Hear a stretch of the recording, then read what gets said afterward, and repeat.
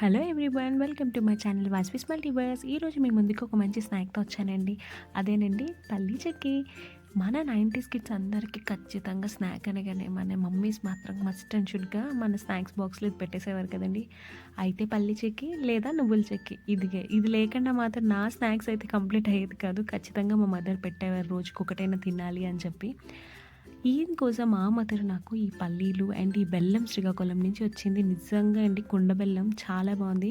అవి నార్మల్ ముక్కలు తినేస్తేనే నాకేదో బ్రౌన్విటా హార్లిక్స్ గడ్డ కట్టేస్తే ఎలా ఉంటుందో అలా అనిపించింది. చాలా బాగుంది బెల్లం మాత్రం. చాలా న్యాచురల్గా దొరికింది కాబట్టి మేబీ ఈ పల్లీ చిక్కి నాకు ఇంత టేస్ట్గా వచ్చిందేమో అయితే అనిపించింది. చాలా బాగుంది ఈ బెల్లం మాత్రం. మీకు అవైలబిలిటీ ఎవరైనా ఉంటే మాత్రం మస్ట్ అండ్ షుడ్గా ట్రై చేయండి ఈ బెల్లాన్ని మాత్రం. ఇప్పుడు ఇది ఎలా చేయాలి ఏంటి అనేది నేను మీతో షేర్ చేసుకోవాలనుకుంటున్నాం. దీనికోసం మనం ముందుగానే ఒక అల్యూమినియం ఫాయిల్ తీసుకోండి, ఆర్ ఎల్స్ మీరు ఒక ప్లేట్లోనైనా నెయ్యి రాసుకొని పక్కన పెట్టుకోండి. ఆ తర్వాత ఒక కప్పు మనం పల్లీలను తీసుకొని బాగా లో ఫ్లేమ్లోనే ఫ్రై చేసుకోవాలి. ఫ్రై అయిపోయిన తర్వాత అది మనం పీల్ ఆఫ్ చేసుకొని పక్కన పెట్టుకుంటాం. అలాగే ఒక కప్పు మనం పల్లీలు తీసుకున్నాం కాబట్టి హాఫ్ కప్ బెల్లాన్ని తీసుకుంటాం. బెల్లంలో ఒక చుక్క వాటర్ అవసరం లేదండి, అదే పాకంకి బాగా సరిపోతుంది. అది ఆటోమేటిక్గా వాటర్ని తీసుకుంటుంది. బాగా దగ్గరికి అయిన తర్వాత ఒక క్రిస్పీగా వచ్చేంత వరకు మనం పాకం పట్టుకోవాలి. నేను మీకు ఇప్పుడు చూపించాను కదా అలాగా. అది అయిపోయిన తర్వాత అందులో 1 పించ్ కొంచెం బేకింగ్ సోడా వేసుకొని కొంచెం నెయ్యి వేసుకోండి. కలర్ చాలా బాగా అనిపిస్తుంది, షైనీగా ఉంటుంది నెయ్యి వేయడం వల్ల. ఆ తర్వాత వేపుకున్న పల్లీలు కూడా వేసుకొని బాగా ఫ్రై చేసుకోవాలి.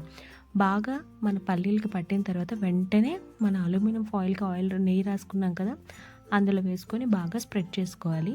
తర్వాత మనం చపాతీలు చేసుకునే కర్ర ఉంటుంది కదండి, దానికి నెయ్యి బాగా అప్లై చేసుకొని రోల్గా చేసుకోండి, స్ప్రెడ్ చేయండి. ఒకే ప్లేస్కి ఇంక మన స్ప్రెడ్డింగ్ అయిపోయిన తర్వాత లెఫ్ట్ అండ్ రైట్గా కూడా మనం ఓవరాల్గా స్ప్రెడ్ అనేది చేసుకొని ఆ వేడి మీద ఉన్నప్పుడే చాక్ తోటి మనం మార్క్స్ అనేవి పెట్టుకోండి.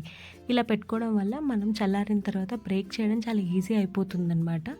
అందుకని ఇప్పుడు నేను మీకు వీడియోలో చూపిస్తున్నాను కదండి, సేమ్ యాజ్ ఇట్ ఈస్ ఇలానే మీరు మార్క్స్ అనేవి పెట్టుకోండి. షేప్ ఏదైనా పర్వాలేదు, మనకి బాగుంటుంది. ఈ ఎడ్జెస్ తీసిస్తే నార్మల్గా మనకి షేప్ చాలా బాగా వస్తుందండి, నో ఇష్యూస్. బాగా మార్క్ చేసుకొని చల్లారిన తర్వాత మొత్తం అంతా రిమూవ్ చేసేసి మీరు బ్రేక్ చేసుకొని టెస్ట్ చేసి చూడండి. నిజంగా చెప్తున్నాను, మీకు నిజంగా నచ్చుతుంది. ఈసారి మీరు ఎప్పుడైనా మీకు ఇండియా నుంచి ఎవరైనా వస్తే ఖచ్చితంగా ఈ బెల్లం తెప్పించుకోండి, చాలా బాగుంటుంది ఈ బెల్లం మాత్రం.